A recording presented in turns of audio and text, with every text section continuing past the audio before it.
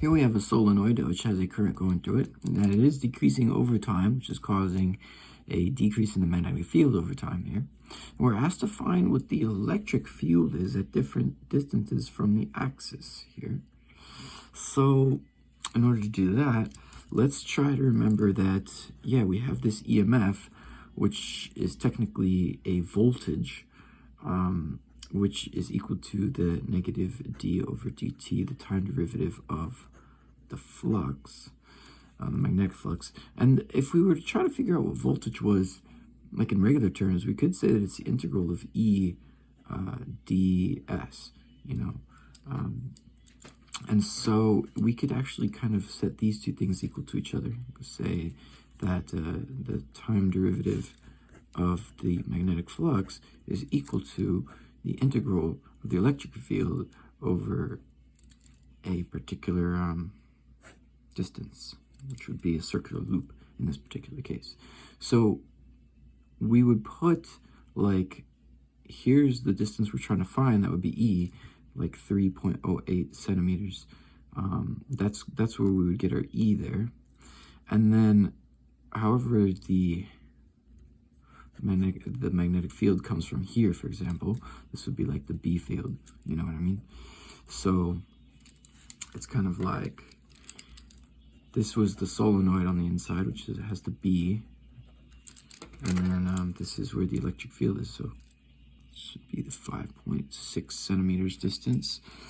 Okay, and so let's see if we can figure this out. We have this flux equation is technically supposed to be the time derivative of, I think it's the B that's changing. We'll just put the B times like A, and then we'll figure out what that is in just a second. And then that should be equal to, this integral would be like E times the ds, in this case, would be the distance around here. So that would be 2 pi r. Okay, so now we're getting closer. This area here refers to this area. So it's kind of important that we have, like, that we distinguish that this equation into two pretty important parts. I'll replace this area with a pi r squared, and I'll say big R in this case. So this is going to be the big R, and this is going to be the little r, so that you could see. Basically, we would have that the derivative of B times pi capital R squared is equal to the electric field times the 2 pi little r, which would be this particular distance here.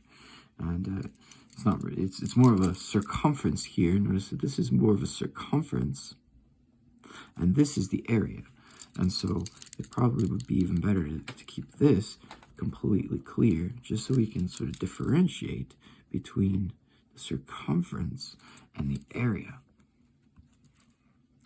So that gives us two different r's, you see. Now, one thing to keep in mind is that if we are looking at a smaller position than we actually care about, like if we're like on the inside, we're going to kind of disregard this outer ring. So we only really care about what's the magnetic field on the inside of that E. And I guess we could say B right in there. There's a magnetic field inside of that circumference that we care about. But all this other stuff doesn't matter if we're just looking at that point. So let's try to set this up.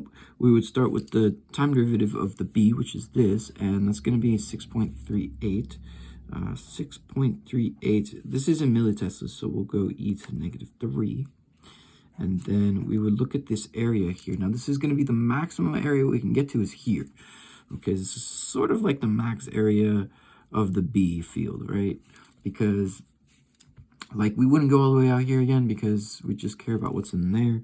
So we'll just go ahead and just say pi and then 3.08 e to the negative 2 squared. That's going to be equal to the E, and then I can divide the 2 pi over here, 2 pi, and that radius is still going to be right here, 3.08 e to the negative 2. So, like, we could kind of cancel out these pi's and one of that thing there, and we'll be able to get the answer here. We just plug that into the calculator. So, like 3 It's going to be divided by 2, and at the top we got 3.08. Got negative 2 there. And so we should get the first answer. It's going to be like 9.825 the negative 5 volts per meter. That would be the first answer.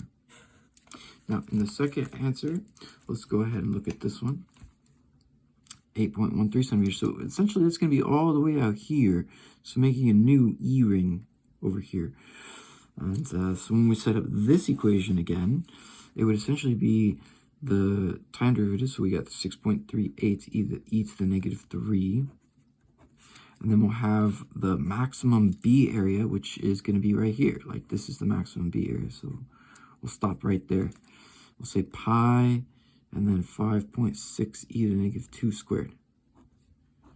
And then here that would be equal to E. We'll divide the 2 pi r on this side. And the 2 pi r, we actually care about the r right here, which is going to be 8.13 centimeters. So that's what we're going to put right here, 8.13 e to the negative 2. So now we should be able to plug that into the calculator, and we would get 6.38 negative 3 times. I guess we'll just get rid of the pi's for now. We'll go 5.6 negative 2 squared divided by 2 times 8.13 negative 2. And we should get the second answer over here being 1.23 to the negative 4 volts per meter. And so there we go.